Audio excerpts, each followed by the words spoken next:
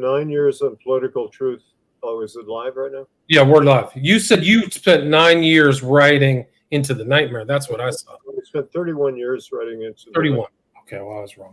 But Political Truth, I started in the 90s and put it aside, and I spent about a year writing that one, just for your information. Cool. Hi, this is William Ramsey. Welcome to William Ramsey Investigates. On today's show, I have a very special guest, returning guest. This will be his third time on the show. His name is Joseph McBride. And we spoke earlier this year about an excellent book about somebody people should look into, Billy Wilder, his book, Billy Wilder, Dancing on the Edge. And then we also spoke about Political Truth, which you'll see here on the screen if you're watching on YouTube or Rockfin. Full title of that book is Political Truth, the Media and the Assassination of President Kennedy. But today we're going to talk about an earlier book that I reached out to him because I didn't know much about this other part of the whole mystery of JFK, which is the killing of J.D. Tippit.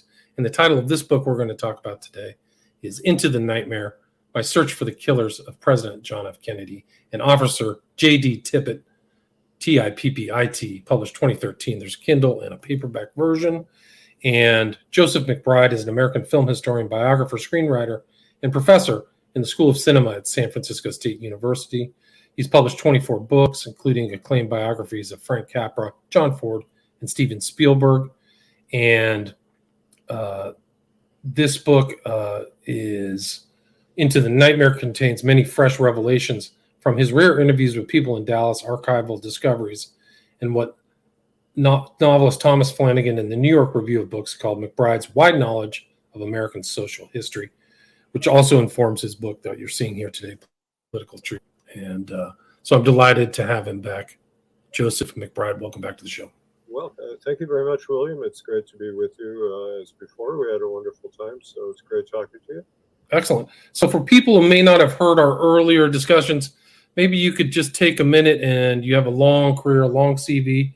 Just talk about your interest in the JFK assassination, your research, and what led you to write Into the Nightmare. Well, I was a volunteer on Senator Kennedy's campaign for president in Wisconsin during the primary in 1960. My mother, Marion Dunn McBride, was a prime person in the Wisconsin Democratic Party. She became vice chairman the following year. And she and Pat Lucy, he was the state chairman, switched their allegiance from Hubert Humphrey, who was kind of Wisconsin's favorite son. He was the senator neighboring Minnesota, and he was called our third senator because we had two conservative Republicans, including Joe McCarthy, in the Senate. And so if the liberals wanted anything done, they'd go to Humphrey, and he was, celebrated among liberals. But Pat Lucy and my mother switched to Kennedy, which really helped him in the campaign. And Kennedy told Lucy after he became president, he said, "I couldn't have become president unless I'd won the Wisconsin primary." It wasn't totally decisive, but it helped establish him on the national scene. And if he had lost it, his campaign would have been over. But I was a volunteer. I met him twice during that campaign. The first time was a very small rally my mother organized called Kids for Kennedy, 2 blocks from my house. And he mingled with kids and their mothers at a noontime rally. And I got to talk to him about Profiles in Courage. And he asked a question about Profiles in Courage. I had just read it, and he quipped. He said, "Only in Wisconsin," when I answered the question. And he said, "I hope I don't have to run against you for president in 1964, which is about the nicest thing anybody said to me. And then I met him at a big rally in downtown Milwaukee on April 3rd, 1960, 2 days before the primary. And there were 3,000 people there, and I got to shake his hand and talk to him and his wife. And I was struck on both occasions by the lack of security. When he arrived at the little event, he was with only an aide and a reporter who might have been Theodore White, who was writing The Making of the President then. And at the big rally in Milwaukee, there was a policeman there, but he was not very close to him, and people were just, going up and shaking the hands of Kennedy. And I was already a student of the Lincoln assassination, and the Civil War was a big passion of mine. So I wrote a short story in October 1961 about Kennedy's assassination called "The Plot Against a Country," and it was for my high school English class at Marquette University High School. So I was already concerned about his lack of security, and the story is juvenilia, but I had some things in there that were prescient in a way. I mean, I talked about the importance of his autopsy and how they penetrated security. But although I stole the murder method from a Superman comic book, uh, so I was not totally surprised when he was shot. But I heard it from a student in the cafeteria line in Marquette High School, and my first reaction was to laugh incongruously because I thought he was kidding, but I realized he wasn't. So I ran 2 blocks to a radio in a drugstore where I knew that there'd be a radio going, and I listened from 12:40 to 1:30. And the thing that struck me was the network radio reports were all saying for the first 20 minutes that the shots came from the front, either from a grassy hill, which we now call the grassy knoll, or from the railroad bridge. And it wasn't until 1 o'clock they started saying the shots came from behind, from a building called the Texas School Book Depository. And what struck me was I was already a journalist. I had been since 1960. And I was aware that when you change a story without explaining it, there's a red flag goes up in my mind that there's something fishy going on. And if they had explained it, okay, but they didn't bother. And as the day went on and I was watching the network news, I saw Oswald being dragged through the halls of the police station saying, "I'm just a patsy." I saw his midnight press conference where he said, "I didn't shoot anybody, and I would like a lawyer, like legal representation," which he never got. And by the end of the day, I wasn't believing the official story. And I wrote about this in Into the Nightmare. I wrote a whole chapter on what I called the media docudrama of the assassination. It was, if you look at it as a drama, it was a 4-day miniseries kind of. First day, there's a big surprise, shock, president killed, suspect arrested. Then they tried and convicted Oswald on network TV. And I remember when I was 16, I was very bothered by that because it was the first time I was really aware that in America, the media try people and convict them. And that's not the way the Constitution is supposed to work. We're supposed to have a trial and legal representation. And I was very bothered by that. And then the suspect got shot on national TV. And then the following day, the grand spectacle of the funeral, which everybody thought was so wonderful. But I write that it was kind of an unfortunate event in the sense that it tranquilized the public and people were questioning already what happened. And all the news kind of stopped for a day for the grand ceremony. It was also a military funeral. And when you study the assassination, the military was involved in the coup d'etat. So here's the military burying Kennedy. And, in some countries, if the leader is killed, people go out in the streets and protest or riot or whatever they do. And in America, 93% of the sets were tuned to the assassination, to the funeral, which was the all-time record. So we were all kind of atomized in the sense that we were not on the streets, not meeting in public. We were sitting in our houses watching TV. And then the media kind of moved on. To me, the most disturbing comment among many made about the assassination in the media, Dan Rather, who's been all over the story, he, for example, he was the CBS Southwestern bureau chief. He worked out in New Orleans, but he had been working in Dallas before that. And the other two networks, ABC and NBC, each had one camera crew with Kennedy, a cameraman, a reporter, and another person. But Dan Rather persuaded CBS to have 5 camera crews in Dallas, which was extraordinary. And he said I was prepared for something to happen. He claimed I didn't know what would happen, but he must have had some, impossible inside information. And CBS had the only live hookup at the Trade Mart, which some people thought was a danger spot for Kennedy. And so I got deeply into this in Political Truth, my recent book on the media and the assassination. But I thought of writing a chapter on the media for Into the Nightmare, but it became too big a subject for one chapter. So I just wrote this one chapter, and Jacqueline Kennedy had orchestrated the funeral, and it was pool coverage. CBS actually called the shots, and what Dan Rather said 20 years later in one of his retrospective specials on the assassination, actually it was a CBS morning program, he said, the day I think of is Tuesday, November 26th. He said, the day America went back to work and we all resumed our jobs and the system worked.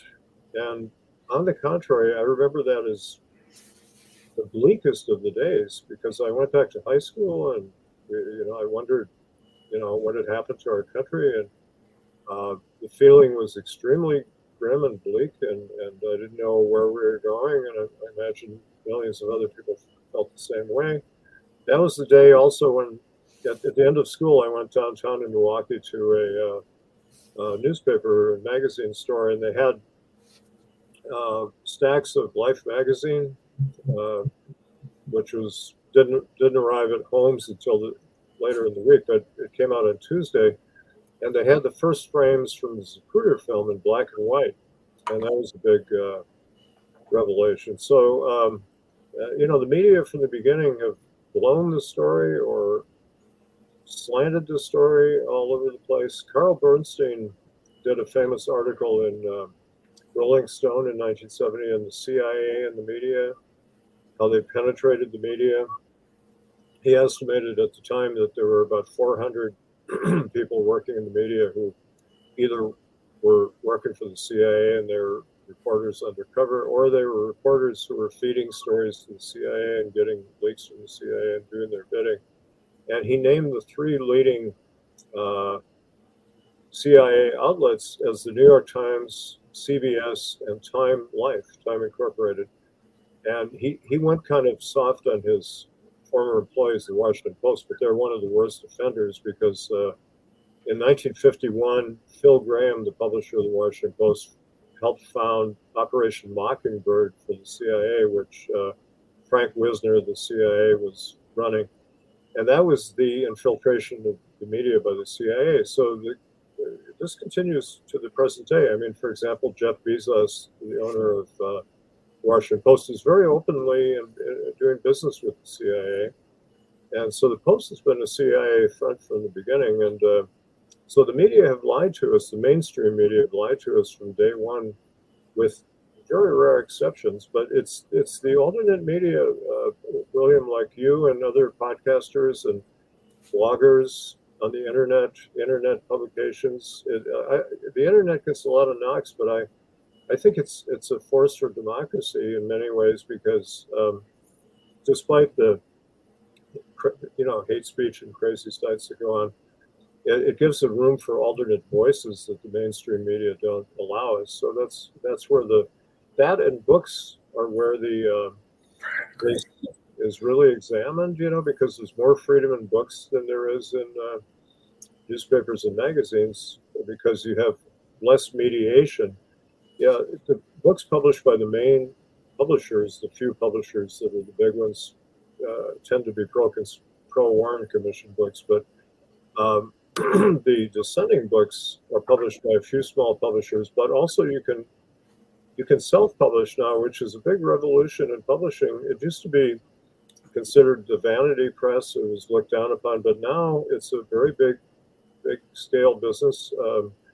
You can have your book designed by a good designer, which I do, and set and type easily.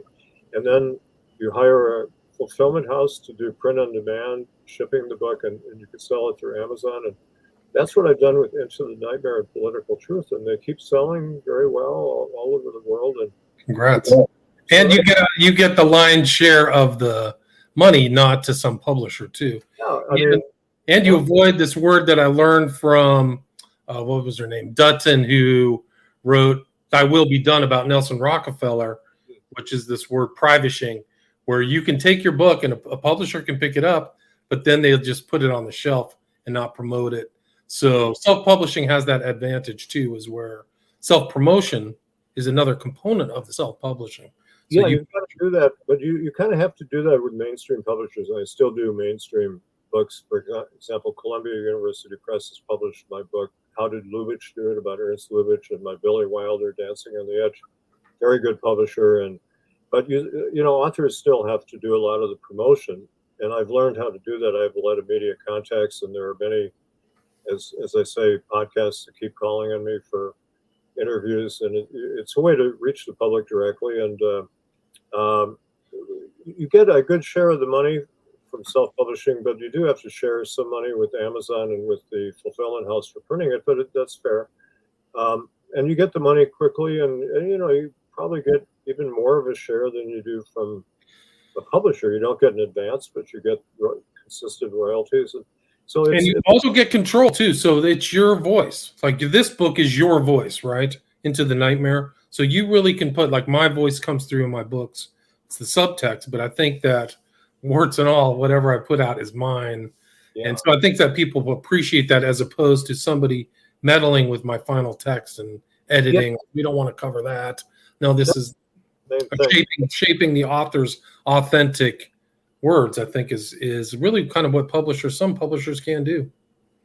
Yes, you have complete control, and I really wanted that for sure, because if you go with a mainstream publisher, as good as they might be, you deal with editors. And Peter Dale Scott, who's a very good historian, wrote a fine book called Deep Politics and the Death of JFK. He published it with the University of California Press, and I've had books with them, and they're a good publisher, but he had to pull some punches, apparently. In certain areas, he was kind of told not to go too far. But with my two books, I put exactly in there what I want to put in there, and people can quarrel with it if they want, but that's fine. When I was at Berkeley, I used to pass Peter Dale Scott under Sather Gate back in the day. So I remember him, and they used to have, like, the rudimentary website was a website called Deep Politics, where you could read his stuff. So yeah. He has found a way around kind of any type of editorializing. But he was one of the early ones. Yeah, he coined that term, deep politics, which deals with the real people running the government behind the scenes. We think the people we elect run it, but there's a layer behind it. I mean, one example, this is very timely, is that under the JFK Records Act, which was passed in 1993 as a result of Oliver Stone's JFK, that film highlighted that millions of pages of documents were still classified in the Kennedy assassination. And if a lone nut with no motive shot Kennedy, why are they hiding so many documents? So Congress passed an act mandating they release all documents. There are a few exceptions if national security or sources and methods are involved. They can still make a decision to classify some, but the intent was to get everything out within 25 years, and they've released millions of pages of documents. The National Archives has them online too. I used to have to go to the National Archives in person when I was starting my research in the 80s for Into the Nightmare. I'd go to the National Archives and Xerox stuff. It was time-consuming and expensive. But now you can read a lot online. However, there are something like 15,000 documents that are still classified after 59 years. And President Trump announced that he was going to release all the documents on schedule. They had the deadline, and then a day or two before the release was planned, the CIA and the FBI got to him and told him not to release, some documents. And the CIA is involved in the majority of the hidden documents. And so he kicked the can down the road to Biden. And Biden released a few documents, but he's still not totally complying with the law. And in mid-December, he's supposed to release more. But I'm sure that there will be some withheld, even though some will probably be released, and that's something the public should be concerned about. Why are certain things being hidden? I mean, I'll give you one example of what's hidden. There's a journalist named Jefferson Morley who used to work for the Washington Post, and he had trouble getting assassination articles published there, so he moved on. And he's been conducting a campaign in the courts for years to get documents released about George Joannides, who was a CIA officer who was the liaison with the House Select Committee for Assassinations. He was supposed to facilitate releases of papers from the CIA, but in fact, he didn't tell them he was the case officer who was handling the anti-Castro Cubans in the Miami station at the time of the assassination. And some of those people are suspects in the assassination. And he probably knew about Oswald's activities in New Orleans that summer with anti-Castro Cubans, in which Oswald was posing as a anti-Castro person. And so anyway, Joannides lied to the House Select Committee, and a lot of the documents about him are still classified. And so there's something to hide there, and we really should know what went on. I've done 4 interviews with Jefferson Morley. So I've done his most recent book, excellent book, highly recommend, which is Scorpion's Dance. And people can check that out. And it does fall into the JFK because Helms and Nixon would just say to each other, the Bay of Pigs thing. They wouldn't say the JFK assassination, but you get the picture that they both knew that there was a no-go sensitive zone that neither of them really wanted to discuss. And Helms was kind of an underling of Dulles. And but yeah, Jefferson Morley, I think he did another one, JFK versus CIA, which is about his litigation that ended up in front of Kavanaugh, actually. And well, then good that you interviewed him, give him a platform, and he could talk about the issues involved. Books keep coming out every day. I just got one in the mail. My good friend Joe Green. I don't know if you've had Joe Green. I interviewed Joe Green last week, so I talked to him just about tinfoil. Yeah, wonderful. Yeah, tinfoil hat not included, conspiracy theories and art and practice. He is a wonderful guy and a great researcher and a very good writer. And so I'm got that in the mail today, and I'm really excited. I'm going to read that right away. And there's a book by Paul Gregory, who is an acquaintance of Oswald, who thinks Oswald did it. That's a new book. So books keep coming out, and it's a very healthy environment to have books of all kinds out. And a lot of researchers are busy on the case and doing good for the public. And thank you for having them on, and thank you for having me on the show. Yeah, my pleasure. I'm glad. I'm glad to have you back. I mean, and I think one of the interesting aspects about this book, Into the Nightmare, is how personal it is for you, this case. You had a lot of similarities with Kennedy, kind of maybe your background. And so it was kind of when you were 16 when he was killed, it was very, very kind of affected your family. Your parents knew him as well, right? Yeah, my mother, as I say, worked for him and with him. And I met him again in '62 when he was president. He came to Milwaukee to do a Jefferson Jackson Day dinner address. And I was one of the honor guard, just kind of, walking around. And at the end of the event, everybody had left. And I walked up to the podium, which had the presidential seal on it. And I found Kennedy's speech copy with notes that he had doodled on it, and, some writing and pictures of sailboats and stuff. And I was debating whether to steal this document from the president of the United States. And being a staunch Catholic kid at the time, I felt guilty about stealing it. So I was contemplating this, and a Secret Service man came up and took the presidential seal, and then he took the papers, and I said, could I have those? And he said, no, this is secret because the president might have written something about Berlin, is what he claimed. So he walked away, and then I heard a commotion behind me. There was a curtain. So I pulled the curtain, and Kennedy walked 5 feet from me. He was right there, and I impulsively called out, "Hi, Jack." And he smiled and turned, walked down a ramp into the limousine in which he'd be killed a year later. That's the last time I saw him. But it meant a lot to me personally. It changed my life because I was going to go into politics. I was going to become a lawyer and a politician. And I lost faith in our political system, and when your candidate is murdered and they didn't solve the crime, that profoundly bothered me about the United States. And I was confused by the Warren Commission report, which I read when it came out. And, temporarily I kind of believed it because we were raised back then to believe in the government and the media. And a huge percentage of the public before the assassination automatically believed what the government said. And it took me until the Vietnam War started heating up a year or two later, as a direct result of the assassination, that I began questioning the government. And I was a protester in Madison when I went to college. And in '66, a number of books came out questioning the case. Mark Lane's book and Inquest by Edward J. Epstein exposed the dubious methods of the Warren Commission. In '67, Sylvia Maher's book, Accessories After the Fact, which I still think is the best book on the assassination. So by then I was beginning to have my old skepticism come back.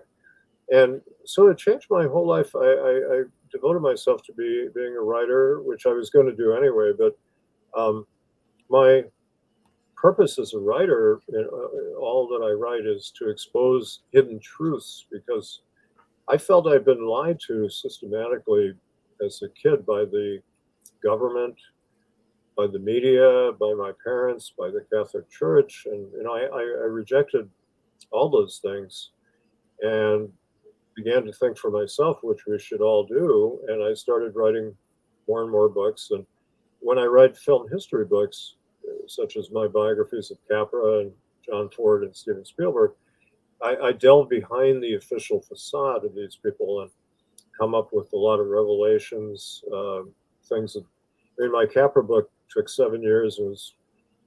I spent 4 years fighting the legal battle to get it out, because Capra's archivist, Janine Basinger of Wesleyan University, and the famous editor, Bob Gottlieb of Knopf, who's Robert Caro's editor, tried to either stop the book or gut the book of the revelations I made. The Capra was an informer during the blacklist period, for example, and nobody knew that.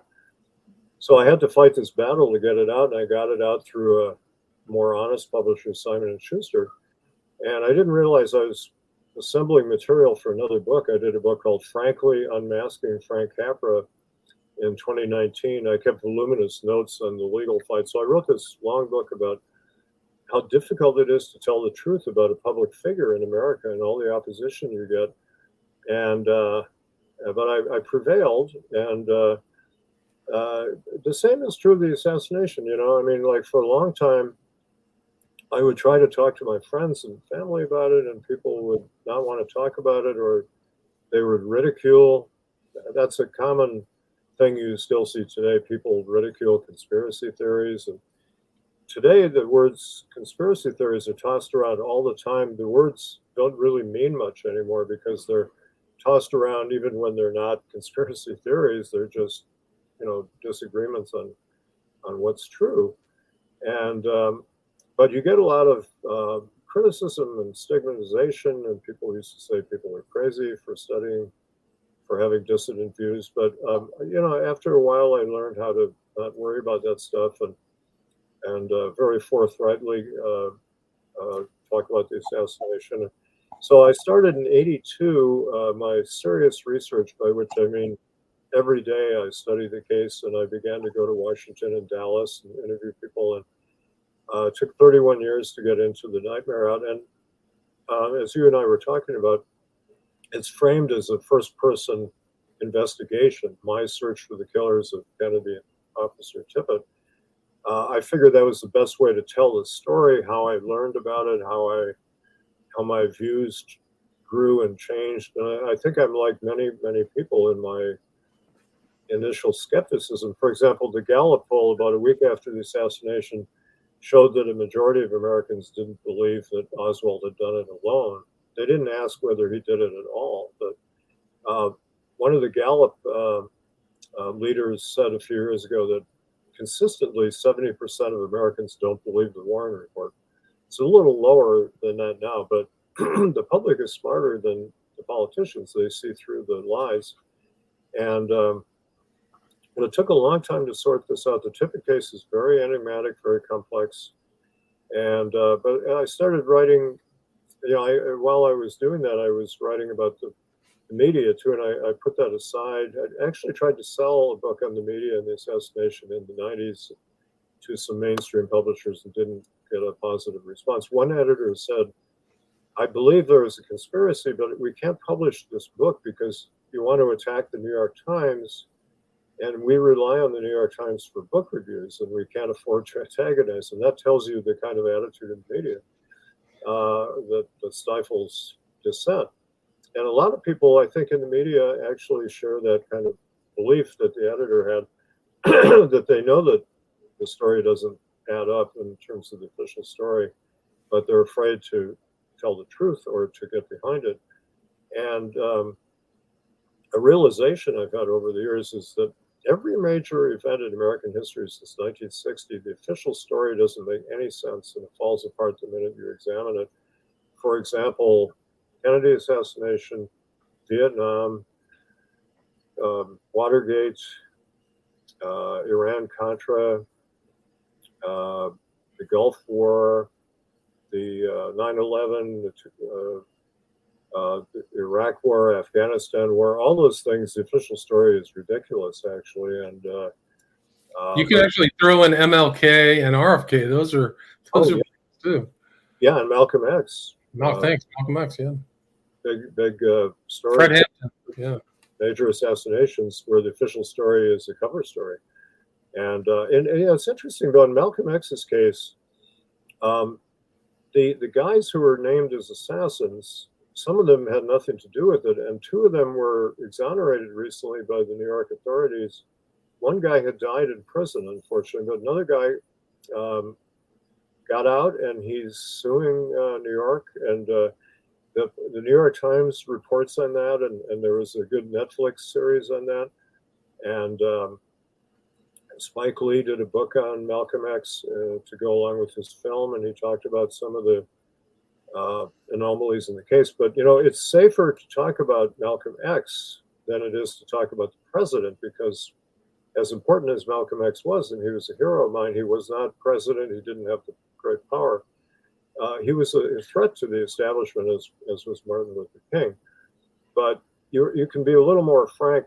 But if you're saying the government covered up and maybe was involved in the assassination of the president, that shakes people's confidence in the government. And the media are basically an arm of the government. They see their job as propping up the government's credibility, even if it's dubious, Right. Yeah. You mentioned Rather, Cronkite. A lot of these guys kind of went on, get back to work. It sounds like after 9/11 too, George Bush, get back to work, people. Everything's normal. We've fixed this whole problem. But media's still in bad. They're not. Yeah, it's part of the state. The fourth estate is the first estate, I guess. Well, Bush told the public after 9/11, he said, like about 2 weeks later, he said, go to Disney World, travel, have a good time. This is really outrageous. But they managed to shut down dissent over that. Bush didn't declare a day of national mourning so people could think about it.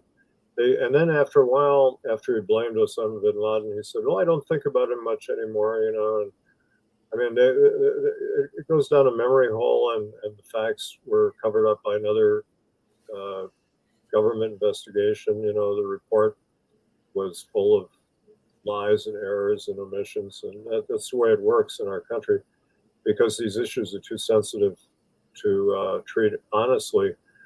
So it takes individual citizens to do the job, and I'm gratified that the heroes of the case really, to me, are the civilians who came out and spoke out, told the truth. There are a lot of brave people who told the truth about what they saw in Dallas that day.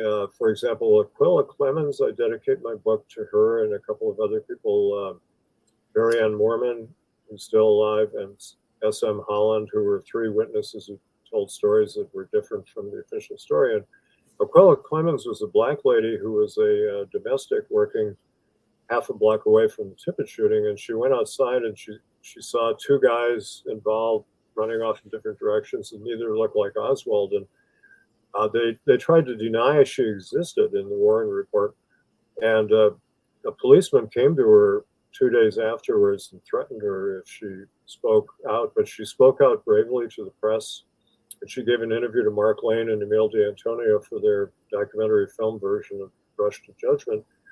And she was never seen again. And I and other people tried to find her. Today, if she were alive, she'd be like 110 or something. But she disappeared off the face of the earth, and she was threatened by the police. And she said they came around and warned her, you might get hurt if you talked about it. But these people were honest citizens who told the truth and believed in the law, and we have to honor them. So there are good people out there who are dedicated to the Constitution and to the rule of law. It was dangerous too. A lot of people, what was it, Belzer's book Hit List, a lot of suspicious deaths from the beginning around. Not just, it was a huge cover-up that entailed a lot of violence, a lot of people, even people involved probably, who might have been involved. Mac Wallace, maybe, I don't know, he died suspiciously, but they're citizens, and I forgot the guy at the train track who saw something. I thought he died as suspiciously. So there's Bowers. Yeah. Yeah, there were Penn Jones Jr., who was a crusading small-town Texas newspaper editor and publisher, owned his own printing press. Somebody said once, you only have freedom of speech in America if you own your own printing press. Penn Jones did. He was a feisty guy, lived outside Dallas, and he found a lot of the leads and witnesses, and he made some mistakes, but he did a tremendous job. And I got to know him. He was kind of a role model and a mentor of mine. And he told me, as he told other people, he said, take one aspect of the case, one that hasn't been sufficiently examined, and research the hell out of it. And that's very good advice. I took that with the Tippit case because I began thinking, as other people had, that Tippit's murder was not investigated properly. The Dallas police dropped the investigation basically when Oswald was shot 2 days later. And Jim Lavelle, the lead detective in the case who I interviewed, gave me a really good interview. He said, well, we continued investigating it if tips came in, but they probably didn't do much. But that's remarkable. When a brother officer is killed, you'd think they would want to solve the crime, but they didn't. Wasn't Lavelle, sorry to interrupt, but wasn't Lavelle the guy who was taking Oswald out when Ruby shot him? Yeah, in the picture, you see the tall guy in a white suit and a cowboy hat.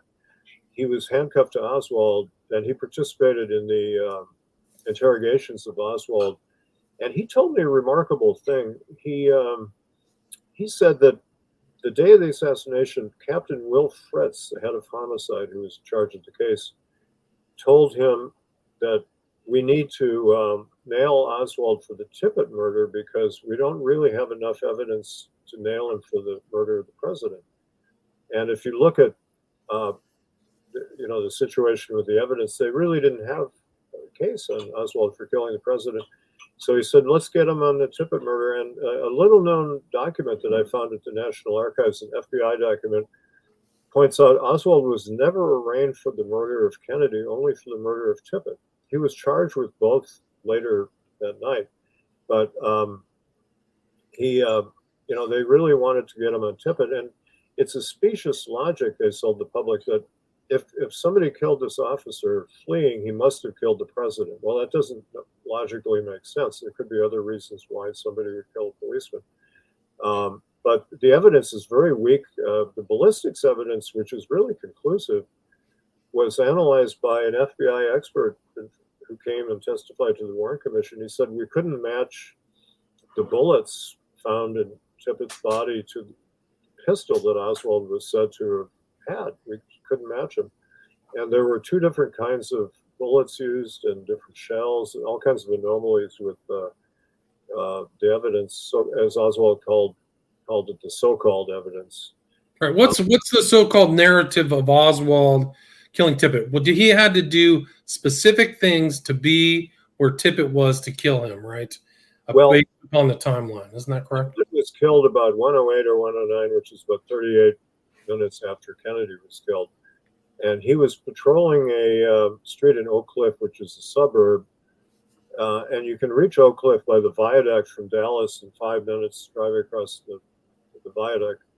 And Tippit was doing a lot of unusual things. First of all, he was not in his own patrol district. He was way out of his district.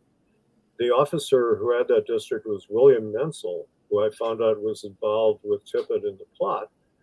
Tippit was seen at 12:45, 15 minutes after the assassination, sitting in his squad car at a gas station overlooking the viaduct.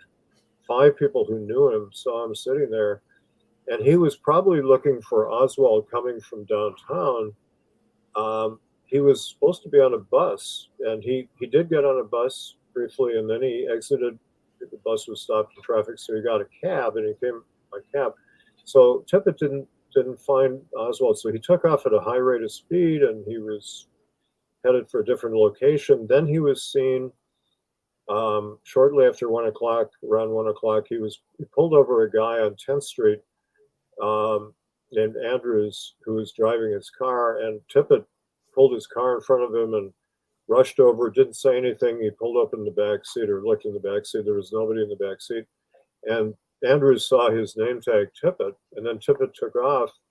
And then he was seen again shortly after 1 o'clock on Jefferson Boulevard, the main street in Oak Cliff, which is parallel to 10th, where Tippit was killed. Tippit ran into a record store that he was known at. He bought records there. and there were people there, and one of whom knew Tippit, one of the workers, and he said Tippit ran over to a telephone that they had there, and you could still see the telephone. And he picked up the phone, called a number, and didn't have a conversation. And we don't know if he heard anything or not, but he slammed on the telephone, ran out the door, and then the guy saw him taking off in his squad car to 10th Street, turning right toward where he was killed. And a few minutes later, he was shot. And Oswald supposedly was driven by the cab driver to a few blocks beyond his rooming house, which was 9/10 of a mile from where Tippit was shot. And Oswald then walked back to the rooming house as if he was trying to avoid detection. And his housekeeper said she saw him come in a hurry and changed his jacket and allegedly picked up a gun. But John Armstrong has done a remarkable book called Harvey and Lee, in which he spent 10 years doing the most exhaustive research and proving there were 2 people running. The CIA was running 2 people under the name of Lee Oswald. One was Lee Henry Oswald, one was Lee Harvey Oswald. And those 2 names were both reported in the press that day as suspects. And it sounds kind of far-fetched, but Oswald was seen in 2 places frequently at the same time, and a lot of strange sightings. And people early on noticed that, and they were trying to figure out how this could be. And a guy named Richard Popkin wrote a book called The Second Oswald. He didn't do the kind of research Armstrong did. He spent 10 years on it. But in spycraft, it's not unusual to have the same name used by different agents, because it gives plausible deniability. If somebody, say, does something in New Orleans, they could say, well, he was really in North Carolina at the time, That's why they do it. And so anyway, supposedly the Warren version is Oswald walked 9/10 of a mile, and Tippit pulled him over for whatever reason. One story they put out was that he matched the description over the radio, but he really didn't match that description very well. And the source of the description is not clear. A Dallas policeman evidently called it in. But then there was this confrontation where they were talking across the hood of the car, and then Oswald allegedly shot him, took off, ran, and was seen at the theater. According to the Warren report, his whereabouts were not accounted for half an hour, which is kind of odd because the theater is very close to the shooting site. But when you look into the case, all kinds of things are wrong. Oswald's housekeeper saw him standing outside the house about 1:04, waiting for somebody to come by. And a police car had pulled up outside the rooming house when Oswald was there and beeped its horn twice. That's suspicious.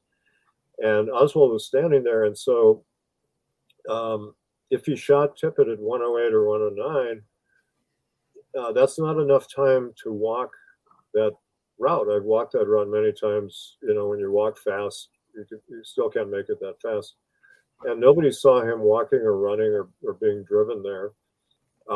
So the Warren Commission moved the time of the shooting to 1:15 to make it possible for somebody to walk that far. And that's specious because there are documents that Tippit arrived at the hospital.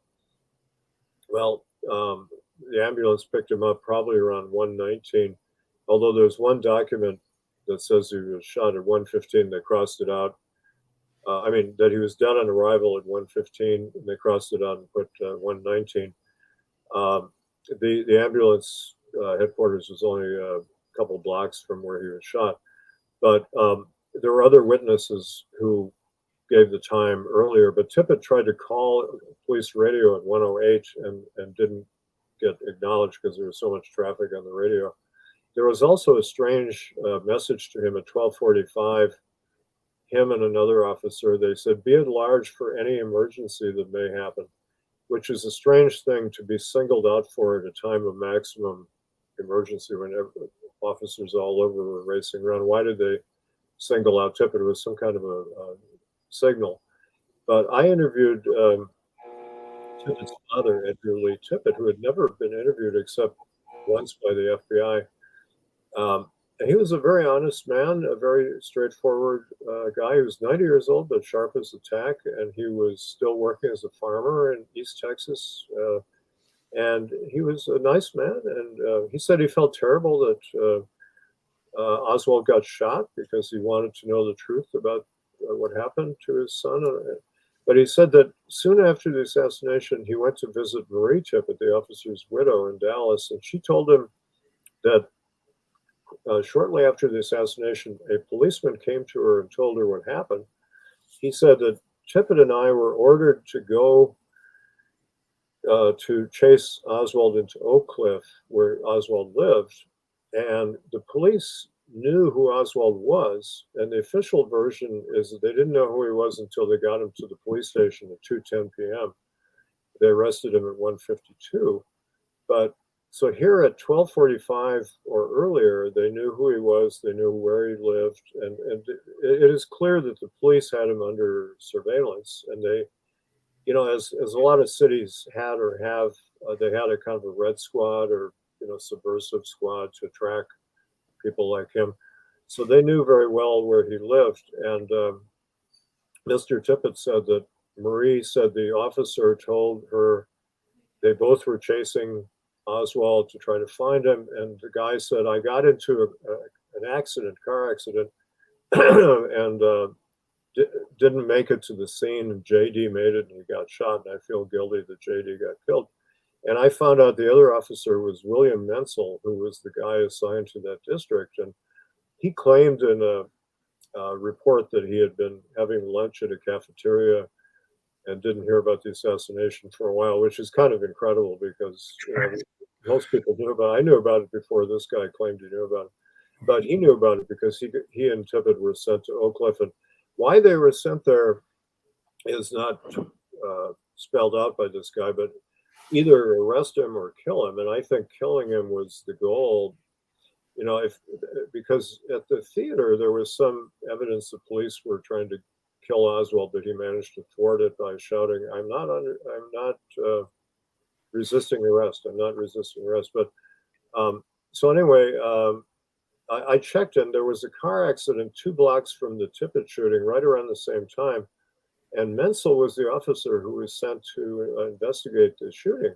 The car accident. And he cleared the scene within, I believe, 4 minutes, which is kind of incredible because even if it's a fender bender, it takes more than 4 minutes to write it up and get the information.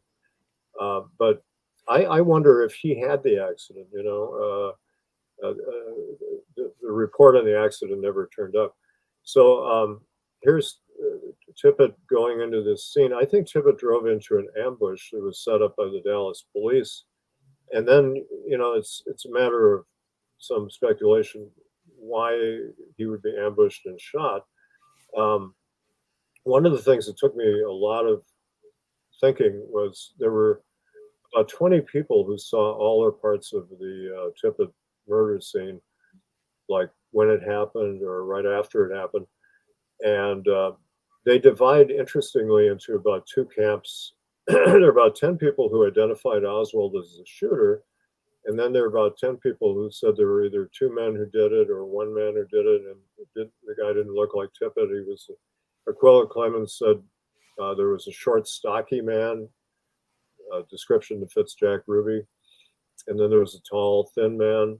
And Oswald was not particularly tall. But a lot of these people, one person said that the shooter got into a car and drove off. And it almost, well, there's a fellow named Jerry Rose who wrote an article in the 90s. He had a theory that Jack Ruby staged the Tippit killing. He was heavily involved in the assassination. He tried to tell Earl Warren when he testified in the Dallas jail that he was more involved in the assassination plot than they realized. And Warren didn't want to hear that. He just said, I assure you that nobody has come forward to say that, Mr. Ruby. And Ruby said, well, you don't know the situation here. And he begged to be allowed to go to Washington to testify where he could speak more freely than in the jail. But the Tippit killing happened very close to Ruby's apartment. And Rose speculated that a lot of the witnesses were involved with Jack Ruby, and I found that to be true. People who worked for him in previous years, or the main Warren witness was Helen Markham, who was a waitress downtown, and she knew Ruby well because he came into her restaurant almost every night from his nightclub, and she was considered an utter screwball by one of the Warren lawyers, but they depended on her, even though her testimony was very confused. And she actually kept feigning during the lineup. And it was very obvious to identify Oswald as the suspect because he was the only guy disheveled and bloody and all that. But she got all confused and she kept feigning.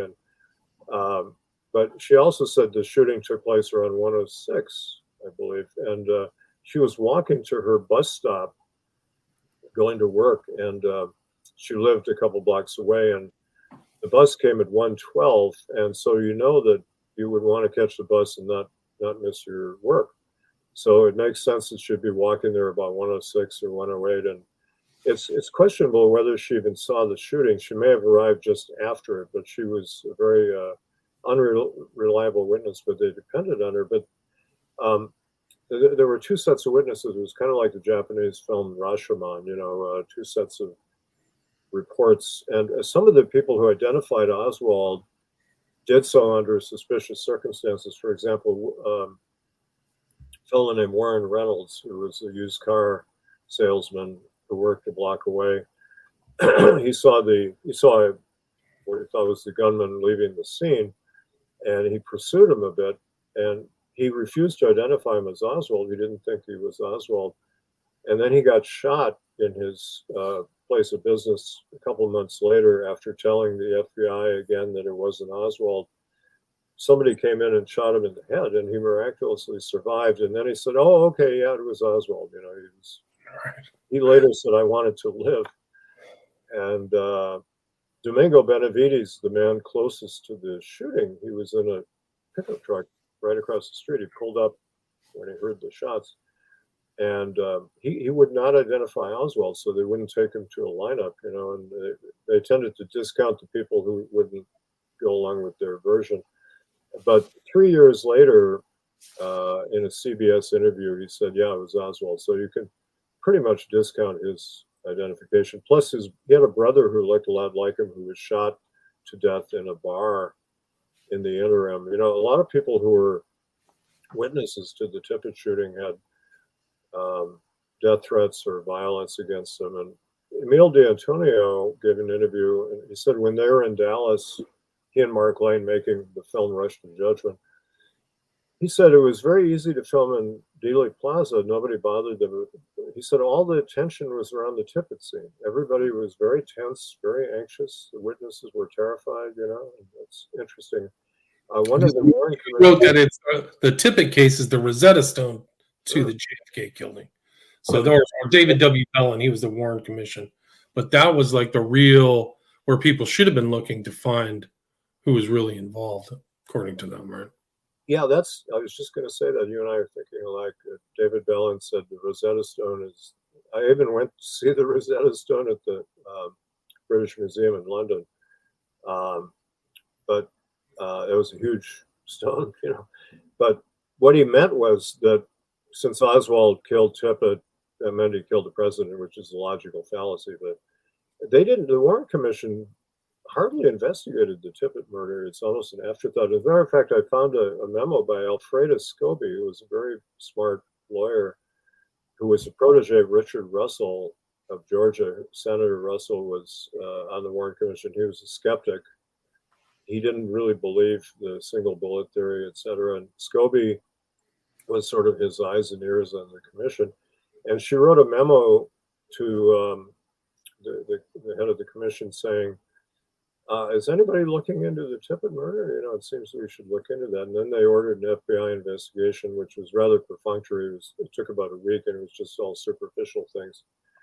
And they didn't bother investigating this. And that raised a flag in my mind, too. And another thing that raised a flag was in the Warren Report, 26 volumes, there were only 2 pictures of Tippit, and they're both really old. One was 1952, and another was 57, and he looked a lot different. When you see his autopsy pictures in 63 and other photos of him around that time, he's thinner, weathered looking, older man. Didn't look similar, and I began thinking that's very odd. Even in one of the Dallas papers, they printed a recent picture of him that weekend, and they could have run that. I think they didn't want people to know what he looked like because witnesses would come forward and say, "Oh yeah, we saw him here and we saw him there." And the House Select Committee did some investigating of Tippit, but not enough. They interviewed his mistress, Johnny Maxey Witherspoon, who he was having an affair with around that time. And I had a very revealing interview with her. She was very forthcoming. And they worked together at a diner called, I'm blanking on the diner. It was a place where a lot of policemen and right-wingers gathered in Oak Cliff. And Tippit was in uniform as a security guard on weekends to control unruly teenagers. And it was Austin's Barbecue. I'm sorry. I interviewed Austin Cook, the owner of the place. And Austin was a member of the John Birch Society, a right-winger, and he knew Edwin Walker, the general who was fired by Kennedy, who was living in Dallas and super right-winger. And Bill Alexander, deputy DA, who was fired by Henry Wade, the DA, because he was so extreme. He suggested that Earl Warren should be hanged, for example, and he got fired. And he was at the Tippit scene, and I had an interview with him, and he was very belligerent, kind of a suspect in the case. And so these right-wingers who frequented the diner, there was Austin Cook had been involved in business with Ralph Paul, who was Jack Ruby's financial patron. He provided the money for Ruby to buy his nightclubs, etc. And so there are all these connections. Austin's Barbecue, where Tippit could have been recruited into the plot. And I investigated also whether Tippit could have even been one of the gunmen on the grassy knoll. It's inconclusive, but it's not outside the realm of possibility. He was. There was somebody called Badge Man behind the concrete retaining wall on the grassy knoll, and there are 7 photographs or motion picture films of that figure at the time of the shooting, wearing a black uniform. And there's a picture by Marianne Moorman taken right during the shooting where you can see, when the photo is enhanced, you can see a man in a policeman's uniform firing a short gun. It's a very good location for a fatal shot. And you can see the badge and you can see the patch on the shoulder. And the guy is hatless, and Tippit had a very distinctive hairline. This is maybe one thing they were trying to hide.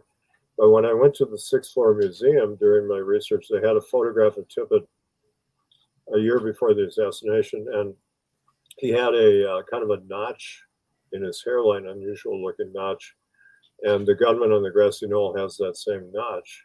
So I began thinking about Tippit as a possible gunman. He could have done that. A policeman firing would not be noticed, and there were people. There was a young black couple on a bench nearby there who said they saw a policeman running from the scene, and so I began investigating that. The alibi that would disprove that is that Tippit allegedly was at lunch with his wife and children at around the time of the assassination. Although Mrs. Tippit has given numerous interviews over the years, she wouldn't give me an interview at the time. Although when I met her on Tippit's 90th birthday, they had an event at the sixth floor museum, and I went there to meet her, and she was very nice. And I said, I'm in town briefly, could I interview you tomorrow? And she seemed willing to do it. And her police minder came over and said, well, I'm in charge of her interviews. Give me your phone number and I'll get back to you. Of course, he never did. And she always had policemen around her for the rest of her life. She died a few years ago. They were very concerned with controlling who she talked to. And her son Curtis, who was at the lunch supposedly, he was at that event at the sixth floor museum. And I was talking to him after I talked to his mother. And he was a very friendly guy, very nice fellow. And Mrs. Tippit's police minder came over and literally grabbed Curtis by the arm and just yanked him away from me. It was very, very odd. But Mrs. Tippit gave a lot of different times for the alleged lunch and very conflicting information. And if he wasn't there for the lunch, then he could have been elsewhere. But, their home was about 7 miles from downtown Dallas. So if he was there for the lunch, he wouldn't have had time to be in downtown Dallas. But that is still an open question. But didn't your research also find out like he had kind of psychological questions when he was a police officer? So he wasn't this kind of cut and dried, do it by the book cop. Would you agree with that? Yeah, he was an undistinguished cop. I mean, he had no promotion in 11 years. He was not well educated. He had been through World War II in Europe, and he was a paratrooper, and he was very traumatized once by a paratroop drop from a low height. He was really suffered from that, and he had what we now call PTSD. He was very anxious after the war, and one of the things that he was known for, he couldn't look people in the eye, which is a potentially fatal thing for a police officer. And if he was shot, I mean, he was shot. Whoever shot him, if you don't look somebody in the eye, they can get the drop on you and shoot you. And people said Tippit would, when he talked to people, look at the ground, things like that, because he was so anxious. And he had a psychological evaluation, which was very disturbing. The psychologist said that Tippit exhibited strange signs. For example, he resorted to edging when they showed him cards, Rorschach cards. Normally, the person picks up a card and looks at it and says something. Edging is when you turn the card sideways and you look at it from that way, which is very strange behavior. And the psychologist wrote that Tippit had no imaginative faculties, and he might not be suited for police work, etc. So he was not a very good policeman, but he was financially overextended. The Tippits actually owned 2 homes. They had mortgages on them, which is a bit unusual for a guy who earned $438 a month. So he had moonlighting jobs as a security guard at Austin's Barbecue and a movie theater nearby, which was run by a fellow who was connected with organized crime and drug running. And during the Warren testimony by the police chief, Curry, Alan Dulles asked a question out of the blue. He said, there's a rumor Tippit was involved in drug dealing. Do you know about that? And Curry said, I don't know. But the Tippits, they had these two homes. But I found out that in the summer of '63, Tippit came in with some money. He bought a pickup truck for his father, and he bought a new station wagon for himself. And the family went on a vacation with relatives to the Grand Canyon, etc. He came into some money. And he had this mistress. They tried to portray him as a good family man and all, which he wasn't. He had other girlfriends, but this one mistress who I interviewed had an affair with him for some months. She was a waitress at the barbecue place. And they would meet apparently at the barbecue place late at night and have sex. And there were stories that, I mean, one story was that on the day of the shooting, that morning, Mrs. Tippit came to some friend's house and she was distraught. And she said, JD wants to divorce me. But according to Johnny Maxey Witherspoon, Mrs. Tippit wanted a divorce. So there are a lot of unanswered questions, but Johnny Maxey Witherspoon got pregnant, and around the time of the shooting is when she found out she was pregnant, and she had an estranged husband who was jealous, who was following them around. And some people have even tried to claim that he might have shot Tippit, but I don't think he did because his movements are accounted for at the time of the shooting. But he claimed that the child who was born in the spring of '64, a daughter, was Tippit's child. And he got back together with his wife and they raised the child. But Johnny Maxey Witherspoon says the child was not Tippit's, and she told me he had a vasectomy, couldn't have children anymore. And vasectomies are common now, but they were given in the '60s. They were rare. But there are other accounts that Tippit was in that location because he had a mistress nearby. The only thing Mrs. Witherspoon was evasive on, interestingly, was when I tried to pin her down where she was at the time of the shooting. She said she was at home, and she wouldn't give me the address. She said she was doing the laundry, but I wasn't quite sure where she lived.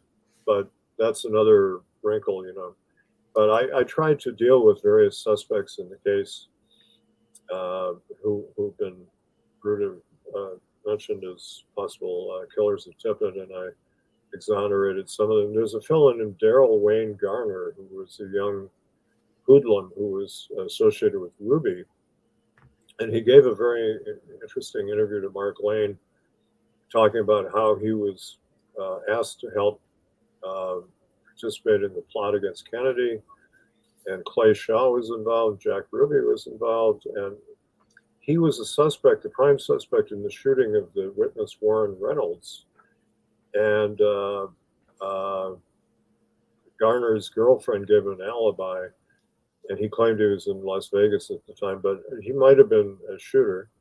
And other people, I'm glad, when you do a book, you hope other people will get inspired to pick up your research. That's what you hope for. People build on other people's research. And various people have investigated Captain Westbrook, head of personnel, who rather unusually was at the scene of the Tippit murder very shortly after it happened.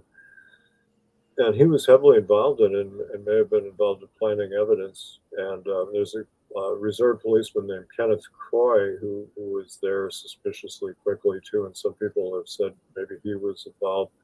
There was a witness, Mrs. Doris Holan, who said there was a police car in the alleyway. Tippit pulled up right, blocking an alley between two houses, and there was a police car there. And the shooter came out of the police car and fired a coup de grace into Tippit's head to make sure he was dead, and went back into the police car, and the police car backed into the alley. There was another witness who saw that, and that puts a whole different wrinkle on the case. I write about that in my book. Do you think it's possible that he was involved and they were just tying up loose ends by killing him and then blaming it on Oswald? Well, yeah. See, I think there are different reasons. Like, for example, let's say Tippit was the grassy knoll shooter. If they had managed to kill Kennedy, Oswald, and Tippit within an hour, let's say, the Dallas police could have said, "We're geniuses. We solved the case and wrapped it all up within an hour." It would have been hard to. There still would have been doubt about it, but um, as it is, some people even say they were terrific. As they captured Oswald 152. Kennedy was shot at 12:30. But Tippit's murder, it could have been done just to lure policemen into Oak Cliff, because when a policeman is shot, that takes precedence over anything. And I noticed in the police radio tapes that when Kennedy is shot, they're very blasé, like, president was shot. And then when the report came in, a civilian used the radio and said an officer was shot. Suddenly, the tapes are full of very agitated policemen speaking very quickly. A lot of calls come in. And I told Jim Lavelle, the head detective there, I said, I noticed that. And he said, yeah, that's true. When a policeman is shot, that's the most important thing for cops.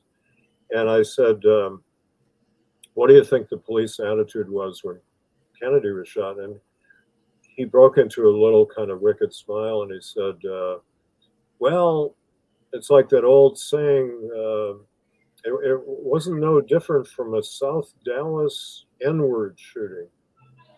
And he used the actual word, not N-word. They just didn't care. I mean, wasn't there like a lot of Klan stuff too? I've seen other researchers where the guy who was escorting the three tramps had like a Klan tattoo. So there's some pretty, very far right for those days people around. Yeah. Yeah, actually, one of the people I interviewed, Tippit's oldest friend that I interviewed, was a guy named Morris Brumley, who was a retired detective in the Dallas Police Force, and he had grown up with Tippit in East Texas. And I had an interview with him, and I was sitting in a diner with him, and I had my tape recorder right in front of us going, and he pulled out his wallet, and he pulled out his Ku Klux Klan membership card, and he showed it to me. He was bragging about it, and I wrote down the information. It was the Grand Dragon, he was signed up. And I said, well, what were you doing? And he said, well, I infiltrated the Klan for the Dallas police. But then he started bragging about how they had castrated black men for dating white women, and they'd whipped black men. And when you're in an interview, and this interviewer, you try to keep a straight face and not really react to things very much, because you try to keep people talking. And I'm sorry, the telephone is ringing. Let me turn this Okay. off. You want to answer? Go ahead. I mean, we're kind of coming to the end here, Joseph. I mean, we're at about an hour. Well, I was just going to say, to wrap it up, you try to keep people talking, but I couldn't restrain myself from saying, well, since you infiltrated it for the police, did you report these crimes? And he immediately clammed up. But I told a Dallas researcher who knew more than I did about Dallas, and he said, infiltrated is a joke, because about 3/4 of the Dallas Klan were Dallas policemen. So it was a very racist police force. They didn't like Kennedy. Tippit, I couldn't find, he was not a member of the Klan as far as I know, and I couldn't find much evidence of political activity by him, aside from being in a place where a lot of right-wingers worked. And his wife claimed he voted for Kennedy, but we don't really know. But anyway. But I mean, you just capture so many problems with the narrative, the cover narrative of the story, that Oswald did it all and ran over there, and then he was. I think he must have been, at a certain point they were grooming him for a patsy. He just didn't see it coming. Do you gotta kind of get that?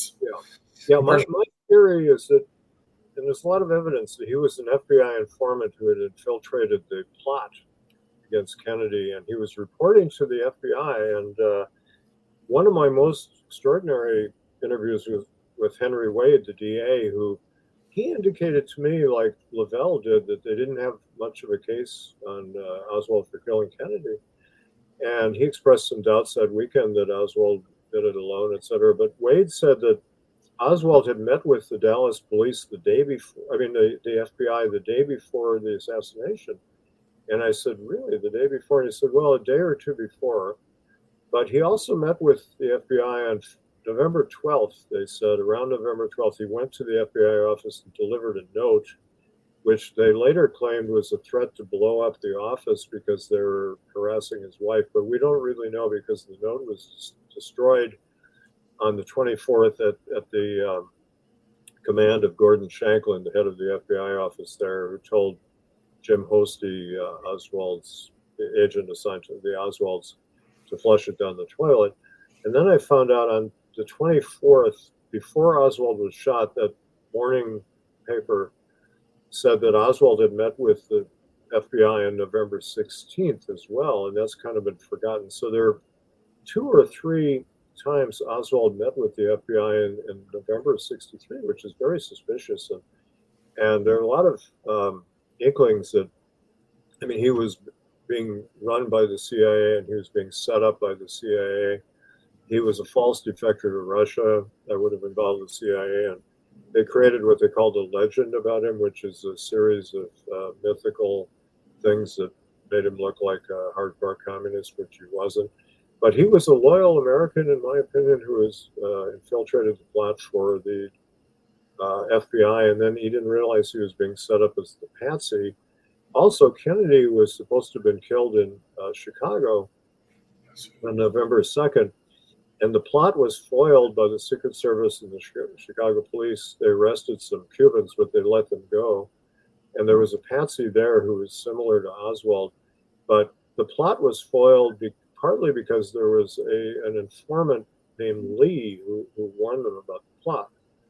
So Oswald's connections with the FBI were very suspicious. And as I say, when Tippit was shot, all these cars came pouring into Oak Cliff, and they were draining downtown of police cars, so that hurt the investigation.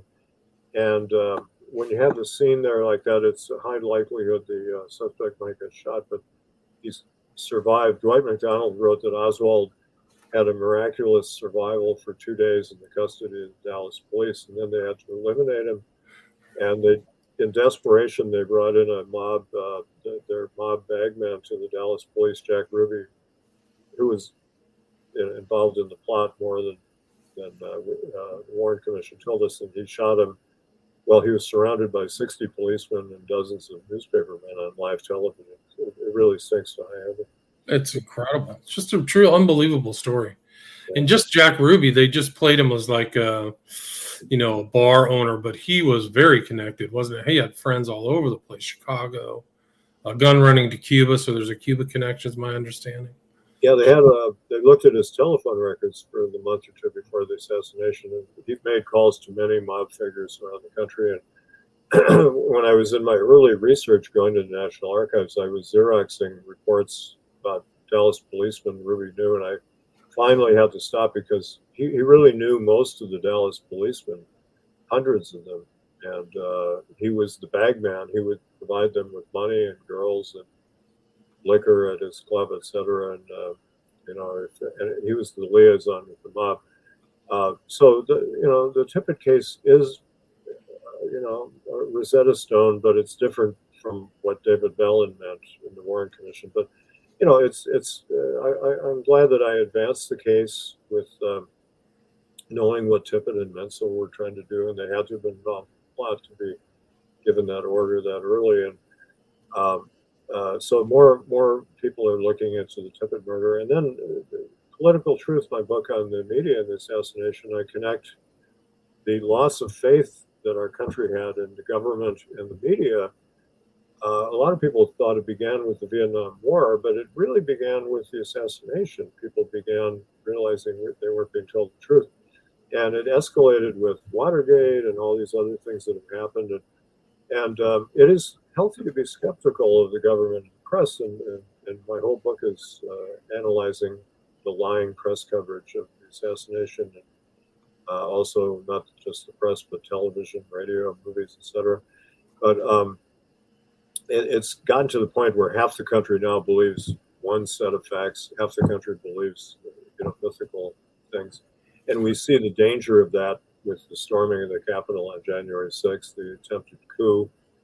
And it took one of the things I criticized the media for was not calling the coup for what it was right away. The Washington Post even put out a video saying it wasn't a coup, a lot of specious reasons. Now they refer to it as a coup. It's become rather common to call it that coup attempt. But we had a successful coup in November '63, which they won't admit. They can't admit that in the mainstream media, and that's what I attack in my book, Political Truth. Right, in Political Truth. And this one, Into the Nightmare, I like the fact that you kind of are following these researchers and giving your opinion on some that might not be sketchier than other people think. So you get a lot of firsthand experience comes through in this book. And so I liked reading along with that as you kind of advance down your kind of research path. So that was another aspect of the book I really liked. But the best place to get it is on Amazon. Yeah, two self-published books on the assassination, which are fulfilled by Vervante, a Utah company. You can buy them only through Amazon, and they process it and it'll be shipped to you quickly from Vervante. So I recommend people do that. And I think anyway, I've been researching this basically most of my life, and even before the assassination, I was involved in researching what could have happened. And you have a website, don't you? Or do you have a social media? Well, I had a website, devoted to all my works, but I was so busy last year and early this year. I had 4 books out: my Billy Wilder, Dancing on the Edge, and Political Truth. And I did a book called Whatever Happened to Orson Welles, Portrait of an Independent Career. I updated that. And I did a book on the Coen brothers called The Whole Darn Human Comedy, Life According to the Coen brothers. So I was so busy, I neglected to renew my site, and it disappeared. But I have a couple of sites up there. I'm told that my Into the Nightmare site also disappeared, unfortunately. I have to get them running again. I will, but I have sites on my memoir, The Broken Places, and my book, Two Cheers for Hollywood, which is a collection of my short works. But, I need to get back on. I have websites that are handy for people to read. But, if you go on Amazon, it links to all my books, and most of them are still in print. I'm now working on getting some of the out-of-print books back into print. So, yeah. Well, good luck with that. And so people can reach you through social media, is that right? Or do you have an email you want to share? Yeah, they can write to me, and people do write to me, which is interesting, and I appreciate it. And I put my address in my books, but it's JoeMac, JoeMac 809 at gmail.com. JoeMac 809 at gmail.com. And it is really nice to hear from readers, and a lot of people really care about the case. And when you write a book, you don't know who your readers are exactly, but you get to meet them occasionally and hear from them, which is a part of the reward of writing a book. And I like internet forums. I'm in the Education Forum, which is a good site that debates the assassination. A lot of good researchers post their discoveries and things. And so a lot of things are still being learned about the case. And then we'll see next month what happens when the deadline comes again for the president to decide on releasing more documents. Let's hope. And you wanted to talk about also the what's happening with Dealey Plaza too. Can you make a quick mention? There's a terrible thing happening that Dealey Plaza in Dallas has been preserved, and that's where Kennedy was shot. And you see the grassy knoll, you see the railroad overpass, and you see the Texas School Book Depository. And long ago, they were going to tear down the Texas School Book Depository, which was terrible that people protested, and they didn't. But now they have this plan to sort of ruin grassy knoll, take out the fence, plant trees, make a walkway up there for people to stroll around on, and turn the parking lot behind it into a park, tear down the signal tower where Lee Bowers said he saw a gunman from. And it's a terrible, terrible idea. I think historical sites in our country should be preserved. It'd be like tearing down the White House and building a high-rise. I mean, it's a ridiculous idea. So I hope like tearing down the courthouse at Appomattox or something like that. Like just incredibly important events. Well, Ford's Theater, when I first went there in '61, where Lincoln was shot, I was shocked to find the interior was empty. It had been gutted. Right after the killing, they irrationally gutted the interior. Then they put in some government offices, and there was a terrible incident where some floors collapsed and people were killed. But what's there now is a reconstruction of the interior, very beautifully executed. It's not the actual interior, but it looks like it. They've done a good job on it. The basement has a museum of weapons and things, very chilling. But fortunately, they didn't tear down the building. But America has a tendency to obliterate the past. Gore Vidal calls our country the United States of amnesia. And once you start destroying historical sites, battlefields, buildings, etc., people have a tendency to forget there's no place to gather and look at and try to figure out what happened. Right. So there was a public meeting in Dallas a couple of days ago about this, and I hope people continue to protest. I'm going to be among the protesters. We want to keep it as it was. And a lot of people go there and visit. And the first time I met Penn Jones in 1983, he was on Dealey Plaza. He was leading, every year he would lead a kind of remembrance of Kennedy. And I said, that was terrific. Are you going to go to the memorial that they have? Is a couple blocks away, this very empty kind of memorial, kind of symbolic of their attitude in Dallas. They want to kind of forget the assassination and not really make sense of it. And he said, oh, I'm not going to go there. He said, the holy ground is where the martyr falls. So that's how I think of Dealey Plaza. Let's keep it as it is so people can remember and visit and think about the case. Yeah, a solemn moment too. I think it's very important. People are looking around there. When I was just there this year, they're thinking, they're looking around, they're in a place that something very important happened. So taking that away would be a real mistake, a disgrace for history, for people, not generations from now, generations 150 years from here, as long as there's people in the States. They have to remember this so it doesn't happen again. That's really the importance of these talks, these books you're writing. So thanks so much for writing this book, Joseph McBride. Title again is Into the Nightmare, My Search for the Killers of President John F. Kennedy and Officer J.D. Tippit, published 2013. Thank you so much for your time. Thank you, William, and thank you for having me again. It's always a pleasure. My pleasure. Likewise. Cool. Stay there.